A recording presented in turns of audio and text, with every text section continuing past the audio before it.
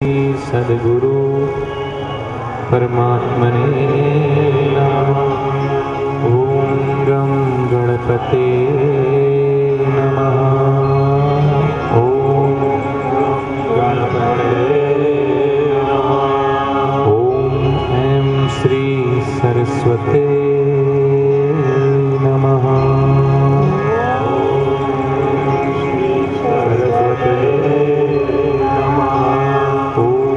श्री हरये नमः।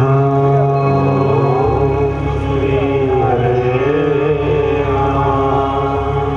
ओम नमो भगवते वासुदेवाय।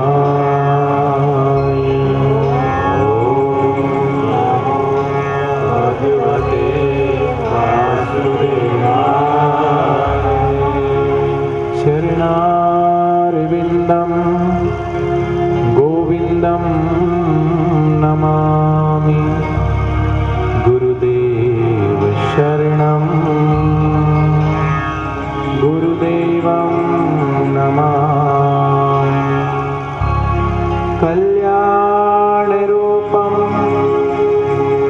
आनन्दकन्दं धरामृतं शिवं गुरुदेवं नमामि।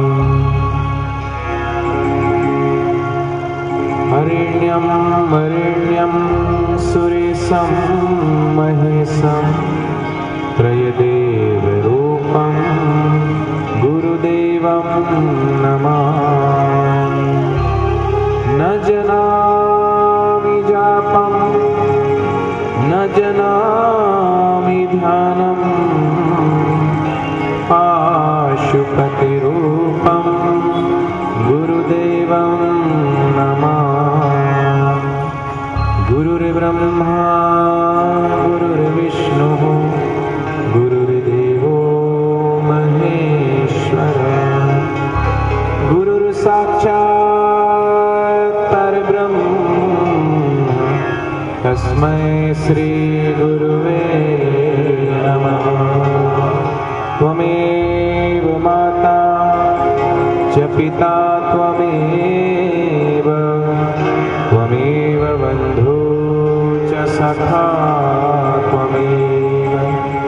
त्वमेव विद्या च द्रविणं त्वमेव सर्वं मम देवदेव। त्वमेव सर्वं मम देवदेव। चिंतन कर गुरुदेव का, चिंतन कर गुरुदेव का। चिंता सब मिट जाए, चहुदिश मंगल हो तेरा,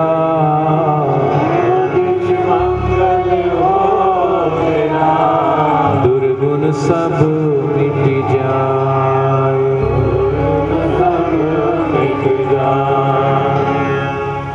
चिंतन कर गुरुदेव का, चिंता सब मिट जाए। चहुदिश मंगल हो तेरा, दुर्गुण सब छुट जाए।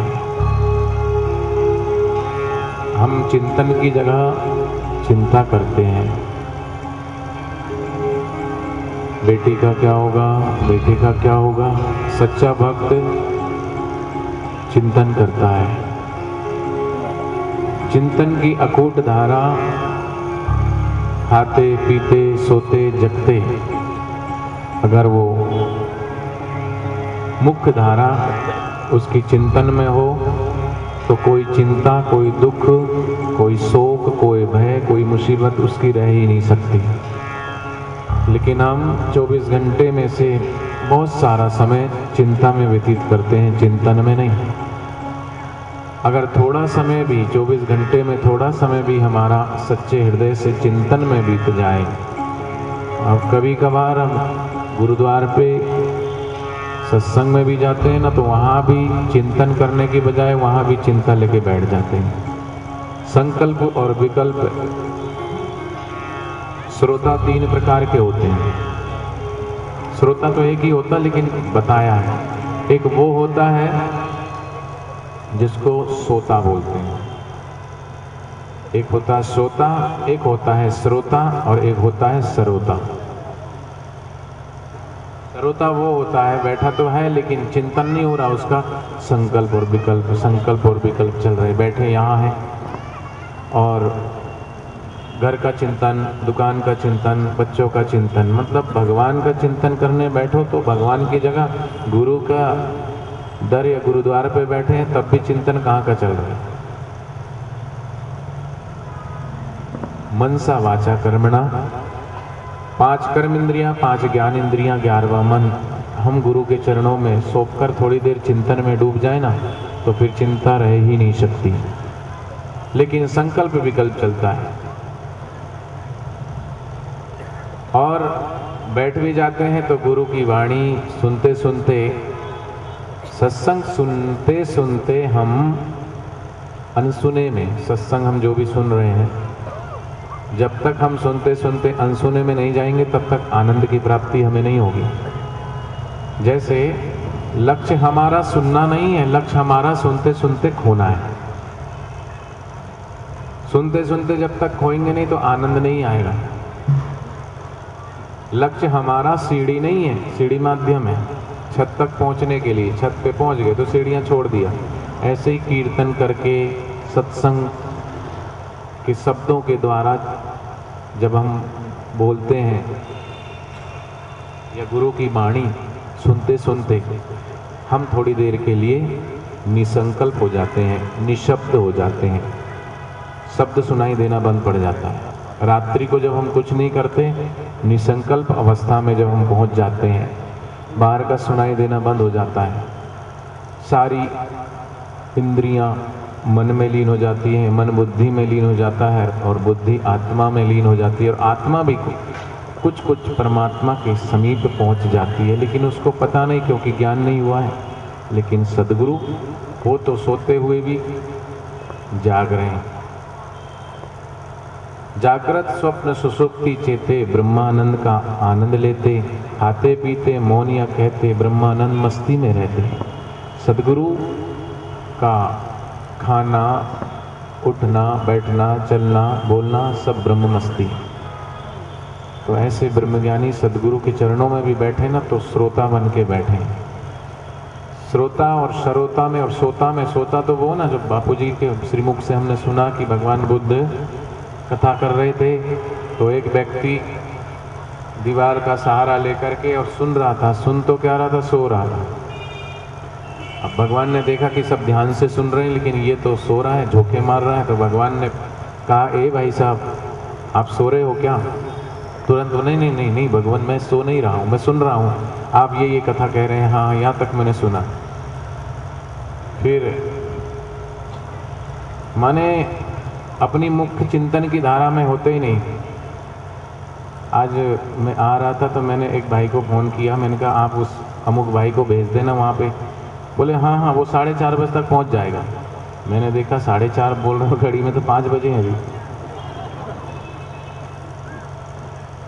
वो भाई यहाँ अभी आएंगे या आ गए होंगे।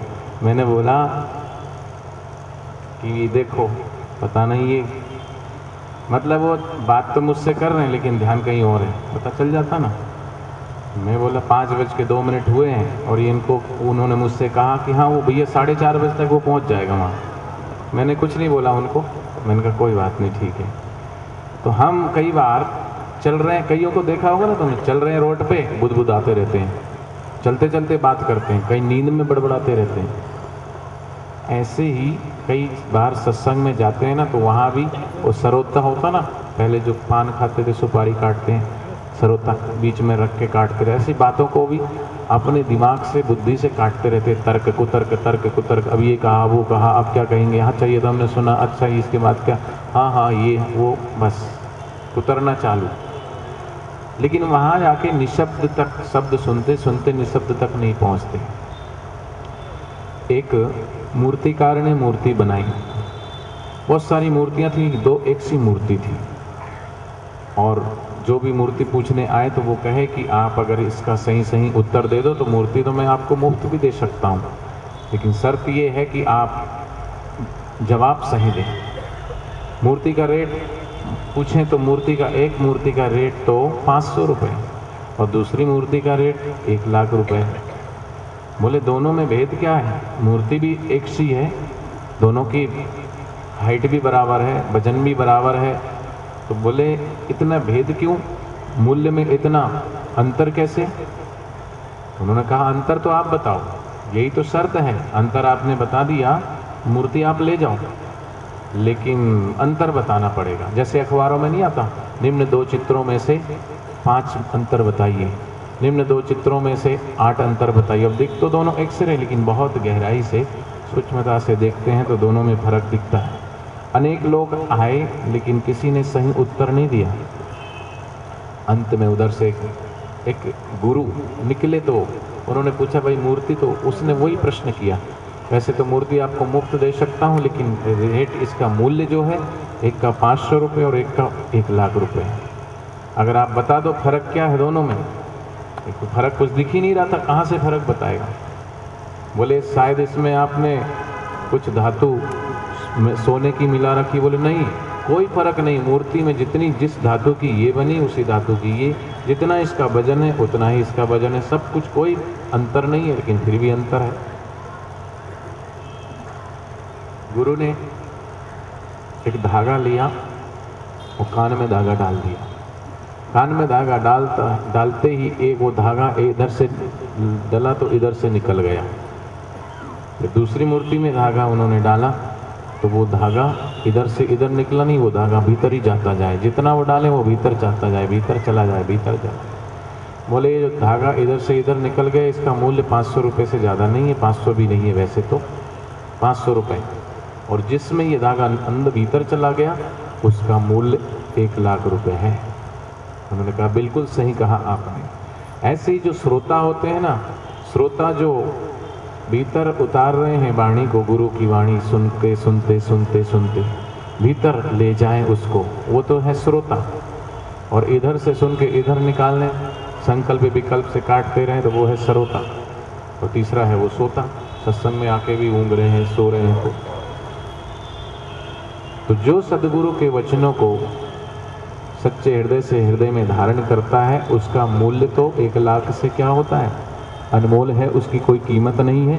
सुन कर के भीतर उतारना, फिर उसका मनन, फिर नित्य ध्यान करना, बार बार चिंतन करते करते, और फिर तद अनुसार हम अपने व्यवहार में वो चीज़ आने लगेगी, हमारे स्वभाव में वो चीज़ आने लगेगी, तो अनुभव में भी वो चीज़ आने लगेगी। लेकिन सत्संग सुनने जाएं तो हम श्रोता बन के जाएं। मैं कई बार कहता हूँ कई जगह कि हम अगर गुरुद्वार पे जाएं तो हमें कुछ भी मांगने की आवश्यकता नहीं। सच्चा सेवक कभी कुछ मांगता नहीं। हनुमान चालीसा हमने पढ़ी है, तो हनुमान जी का जो धर्म है ना वो सेवा का ही सबसे बड़ा धर्म है। भगवान श्री राम के अनन्य भक्त हनुमान जी वो सेवा के प्रतीक हैं, और उनका हर समय राम काज बिन मोहे कहाँ विश्राम, विश्राम है ही नहीं, बस सतत भगवान की सेवा, सेवा सुमरन, सेवा सुमरन। तो जिसके जीवन में सेवा सुमरन हो तो गुरु कृपा फिर अपने आप बरसने लगती है। सेवा सुमरन गुरु कृपा पारे उतारण हार, इनसे भव को पार कर जीवन है दिन चार। और संत गोस्वामी तुलसीदास जी जब रामचरितमानस को लिखना शुरू किया तो सबसे पहले अपने गुरु के चरणों में उन्होंने प्रणाम किया, दंडवत की।